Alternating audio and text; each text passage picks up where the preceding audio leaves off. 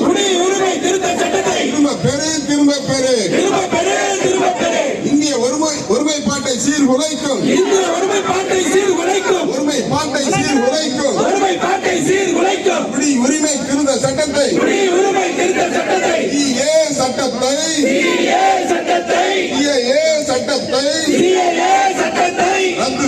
ரத்து செய்.